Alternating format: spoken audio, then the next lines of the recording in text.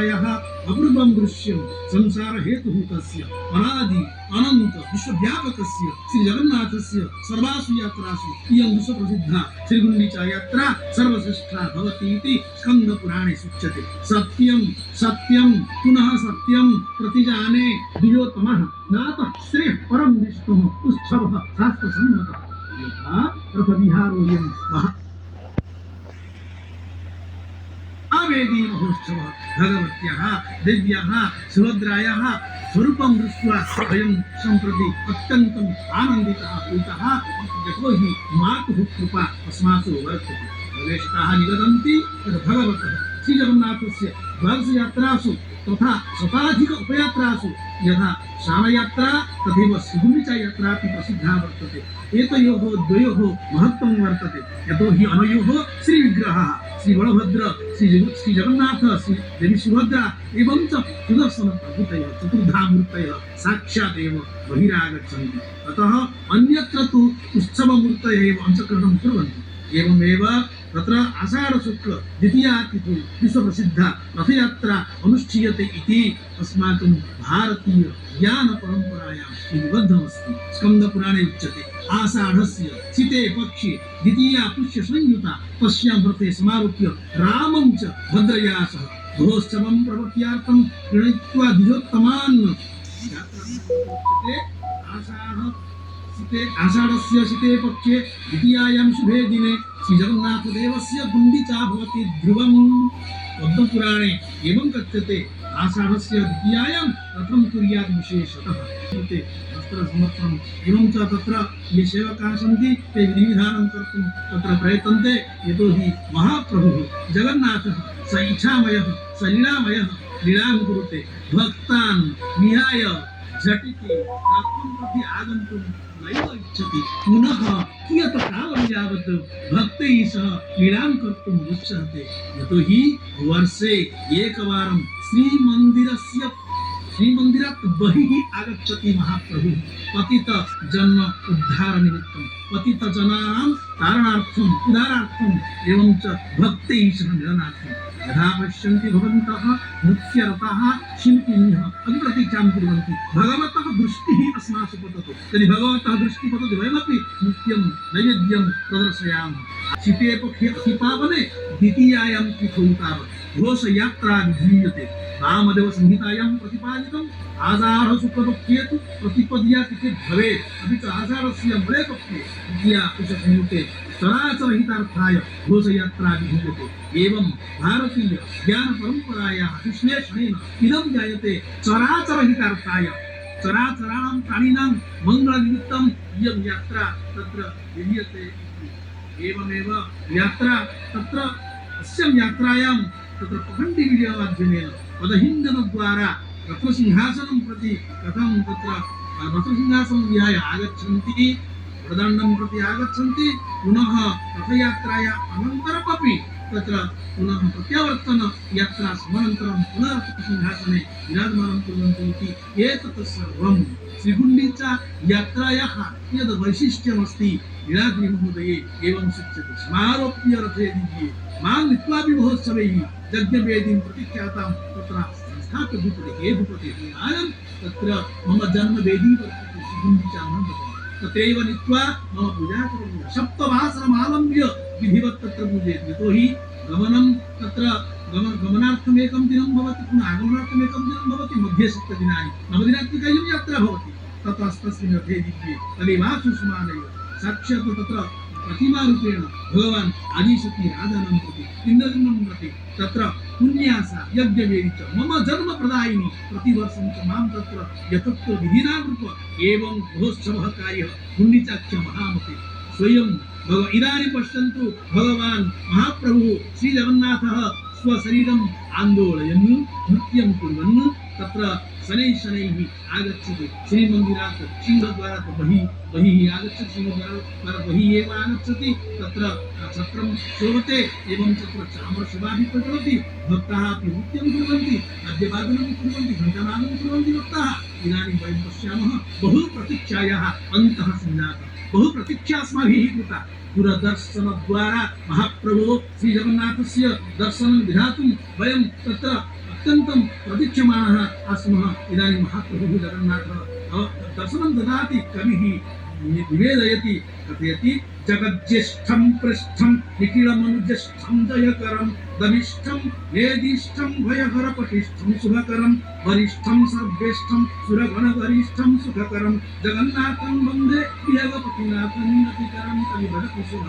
एवं निवेदयति, हे प्रभो, भवान् जगद्वन्दितः, समग्रं जगत् इदानीं भवतः पदकमलतले प्रणामं निवेदयति। जगतः कल्याणार्थं, जगतः मंगलार्थं एवं च चराचर हितार्थाय या विश्वप्रसिद्धा घोषयात्रा अनुष्ठीयते। कृपया सर्वेषां भक्तजनानां उद्धारं करोतु भवान् इति पश्यन्तु। चक्रनयनं चक्रनयनस्य अपूर्वशोभा। एवं भगवान् त्वरां न प्रदर्शयति, शनैः शनैः श्रियङ्गसेवकानां सहायेन तत्र पट्टवस्त्रस्य रज्जुद्वारा सः आबद्धः वर्तते। यथा भगवतः शरीरे कापि बाधा न भवतु, कापि पीडा न भवतु, तदर्थम् अत्यन्तं जागरूकाः सन्ति श्रियङ्गसेवकाः। एवं तत्र सावधानमस्ति। सर्वेषां सहयोगेन महाप्रभोः इयं विश्वप्रसिद्धा रथयात्रा प्रवर्तते। वयमपि दूरदर्शनकेन्द्रस्य तत्र सहयोगेन अद्भुताम् इमां दिव्यां यात्राम् अवलोकयितुं शक्नुमः। इदानीं पश्यन्तु, वृष्टिः प्रायः प्रशमिता दृश्यते। अतः सर्वेपि भक्ताः इदानीं बडदण्डे समवेताः सन्ति। सर्वे तत्र निवेदयन्ति। एवं च सर्वोऽपि भारतीयः आत्मानं धन्यं मन्यते। वयमपि अत्यन्तं धन्यः, यतोहि अस्माकम् इयं भारतभूमिः देवभूमिः वर्तते। गायन्ति देवा गीतगानि धन्यास्तुते भारतभूमिभागे स्वर्गापवर्गास्पदमार्गभूते भवन्ति भूय पुरुषाः सर्वोत्पादिते। विष्णुपुराणे प्रतिपादितं वर्तते। एवं तस्यां देवभूमि भारतभूखण्डे उत्कलदेशे पुण्ये नीलाचलक्षेत्रे कलियुगे महाप्रभुः सकललोककल्याणाय दारुमूर्तिरूपेण भव्ये श्रीमन्दिरे रत्नसिंहासने विराजते। स्कन्दपुराणं सूचयति, पुरुषोत्तमाख्यं सुमतक्षेत्रं परमपावनं यत्रास्ते दारवतनुः श्रीशो मनुसुनीले। महापुरुषविद्या इति ग्रन्थे दारुशब्दस्य महत्त्वं सूचितं वर्तते। दारयत्येव दुःखानि ददाति आनन्दमव्ययं तस्मात् स्वभावतो दारु देश विदेश निश्चितम् इत्यादि। पश्यन्तु, चामरसेवा, चामरसेवक चामरद्वारा भगवतः सेवां करोति। महाप्रभु रत्नसिंहासनतः अधः आगत्य पुनः तत्र अङ्गनं वर्तते। तत्र एवं च तत्र सप्तपावच्छश्रेणी वर्तते, 22 पावच्छश्रेणी वर्तते। तत्र बहून् मार्गान् अतिक्रम्य आगच्छति। श्रान्तो वर्तते, श्रान्ते शरीरे सेवा अपेक्षते। मानवजीवने यद् यद् अपेक्षते देवतानां कृते तदेव समर्पणीयं। यथा देवे तथा देहे। महाप्रभुः अत्र अलौकिकं मानवीयं तदेव एवं दारुमूर्तिधरः अस्ति। प्रभुः किं कथयति? भगवतः स्वयं कथ्यते, कारणात् सर्वदुःखानाम् अखण्ड आनन्द दानतः पद्मजा अहं सदा दारु संशयो नास्ति चात्र वै। सर्वदुःखानां दारणं करोति, सर्वदुःखानां खण्डनं करोति। अतः सः दारु मूर्तिधरः अस्ति। दारुमय रूपधारणस्य रहस्यं गीतां लीलां कर्तुं, मानविकीं लीलां कर्तुं महाप्रभुः कथं मन्दं मन्दम् अग्रे अग्रे सरति। तर्हि कालिदासमहर्षिः महोदयः कथयति,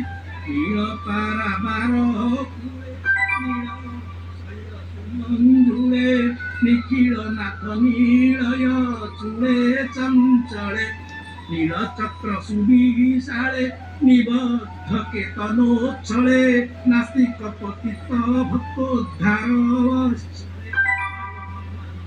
पिंफळे नित्यहनति माळा नीळा चळ मंडळे। सर्वे भक्ताः भक्तजनताः केवलं प्रणतिं कुर्वन्ति नामम् अर्पयन्ति। महाप्रभोः आशीर्वादं दयासं कुर्वन्ति। एवं वयं पश्यामः, श्रीक्षेत्रे तत्र अपूर्वा यात्रा, अलौकिकी यात्रा तत्र प्रवर्तते। एवं तत्र अस्य रथोत्सवस्य महत्वैशिष्ट्यम् एवं ग्रन्थान्तरेषु अपि प्रतिपादितं वर्तते। प्रसिद्धः दार्शनिकः अस्माकं समये भाष्यकारः महान् तत्र तपस्वी अस्ति श्री भद्रदासमहोदयः भगवन्तं श्रीजगन्नाथम् उद्दिश्य स्वकीयं भक्तिनैवेद्यं समर्पयति। तरङ्गाणां राशिर्जलधिर्दयानन्दभरितो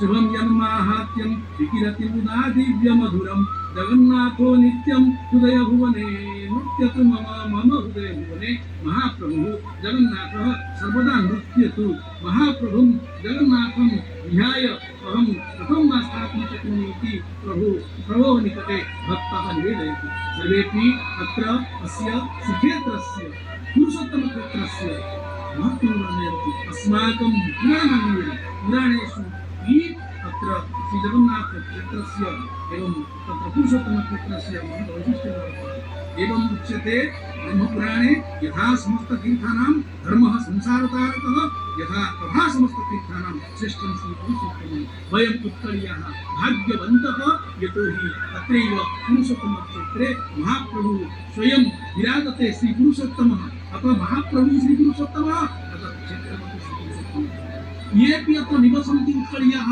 वा ये भारतवासिनः ये विश्ववासिनः श्रीक्षेत्रे निवसन्ति श्रीक्षेत्रं प्रति आगच्छन्ति नीलाचलक्षेत्रं प्रति आगच्छन्ति तेऽपि धन्याः ये वसन्ति उत्कले क्षेत्रे पुण्ये श्री पुरुषोत्तमे सफलं जीवितं तेषाम् उत्कलानां सुमेधसां क्षेत्रमाहात्म्यप्रसङ्गे स्कन्दपुराणे एतदपि प्रतिपादितं वर्तते अत्र क्षेत्रे मृता ये च न तेषां तु प्रभुर्यम् अस्माभिः पूर्वं भवतां कृते सूचना प्रदत्ता एवं महालक्ष्मी यमं प्रति बोधितवती हे यम इतः गच्छ इतः भवतः अधिकारः न भविष्यति यतो हि महाप्रभुः इदं परमं अतः सुदर्शनेन चक्रेण अयं च व्यवधास्यति एवम् उक्त्वा महालक्ष्मी तत्र यमं प्रेषयति इति सा कथा तत्र वर्णिता पद्मपुराणे पातालखण्डे श्रीजगन्नाथस्य तत्त्वं ज्ञायते तत्र नीलपर्वते भगवतः श्रीहरेः चतुर्भुजविशिष्टमूर्तेः वर्णनापि दर्शिता कदाचित् एवम् उच्यते नारदपुराणेऽपि मोक्षदायकस्य पुरुषोत्तमपुत्रस्य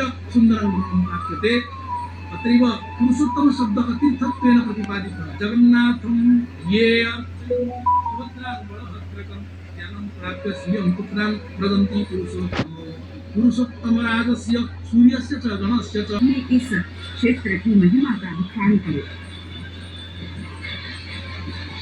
तब महालक्ष्मी मुस्कुराते हुए कहती है कि हे यमराज ये शंख क्षेत्र है। इस शंख क्षेत्र के तृतीय आवर्त में मेरी आद्या शक्ति का निवास है और वो आद्या शक्ति कोई और नहीं बल्कि माँ विमला है जिन्हें हम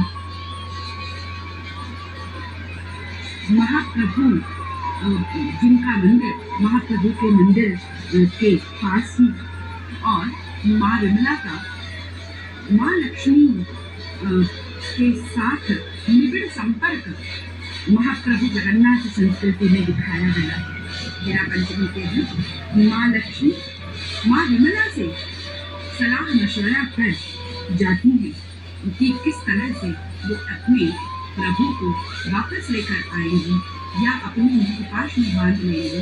महाप्रभु जो उन्हें छोड़कर अकेला मंदिर में अपने भाई बहन के साथ रथ यात्रा में निकल गए।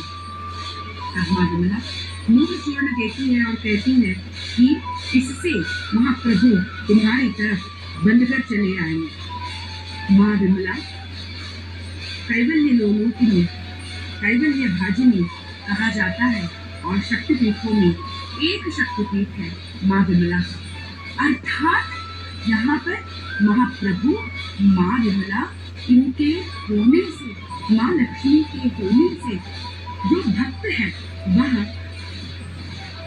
तर जाता है मुक्ति को प्राप्त कर जाता है। इसलिए तो कहा जाता है नीलाद्रौ शंख मध्ये शतदल कमले रत्न सिंहासनस्थं सर्वालंकार युक्तम नवघन रुचिरं संयुतं चाग्रजेन भद्राया वामभागे रथचरणयुतं ब्रह्म रुद्रेन्द्र वन्द्यं वेदानां सारमीशं सुजन परिवृतं ब्रह्मदारुं स्मरामि सुजन परिवृतं या स्वजन परिवृतं। इसका जिस भी प्रकार से हम अन्वय करते देखिए सुजन अर्थात जो होते हैं और जो प्रिय होते हैं हमारे वो निश्चित रूप से हमारे स्वजन होते हैं। जिस तरह से ये चारों तरफ विशेष सेवा समर्पित करते हुए गोष्ठ सेवा समर्पित करते हुए दैतापति महाप्रभु के दर्शन हेतु पधारे हुए असंख्य भक्त हैं। उनके समक्ष भक्ति निवेदन करने वाले कलाकार हैं। या नहीं तो क्या वहाँ किसी न किसी कार्य हेतु सुनियोजित सुरक्षा कर्मी है या अन्य संस्थानों से आए लोग हैं जिनका दायित्व है रथ यात्रा को सुचारू रूप से चलाए या उसका संरक्षण करे या उसकी व्यवस्था बनाए रखे। लेकिन यहाँ आने के बाद कर्तव्य बोध के होते हुए भी ये संपूर्ण रूप से महाप्रभु के चरणों में समर्पित हो जाते हैं। इस प्रकार से ये सारे के सारे सुजन गीतों में ये वो लोग हैं जो महाप्रभु के आसपास रहते हैं। और वैसे जब कोई व्यक्ति सत्व और रजस से दूर तमोगुण युक्त होता है तो वो महाप्रभु के आसपास भी जा नहीं सकता। यदि कोई महाप्रभु के आसपास है, महाप्रभु का नाम स्मरण भी कर रहा है या महाप्रभु का ध्यान भी कर रहा है तो ये तभी संभव है जब महाप्रभु का वो भक्त सत्व गुण से युक्त हो। मन में सत्व के बिना कोई भी व्यक्ति महाप्रभु की सेवा या महाप्रभु की भक्ति कदापि नहीं कर सकता। यहाँ पर ये बात स्पष्ट रूप से कही जाती है कि जब मनुष्य महाप्रभु के इस रंग में डूबता चला जाता है, जितना डूबता चला जाता है, कहा जाता है ये पंक्तियां हैं या अनुरागी चित्त की गति समझे नहीं कोई जो जो बूढ़े श्याम रंग क्यों क्या उज्जवल हो। अर्थात जो व्यक्ति इस श्याम रंग में इस कालिया के काले रंग में डूबता चला जाता है, श्याम रंग में डूबता चला जाता है, वो उज्जवल हो जाता है। कैसे संभव है ये विरोधाभास? कैसे संभव है? श्याम रंग में डूबने के बाद मनुष्य श्याम रंग का हो जाएगा।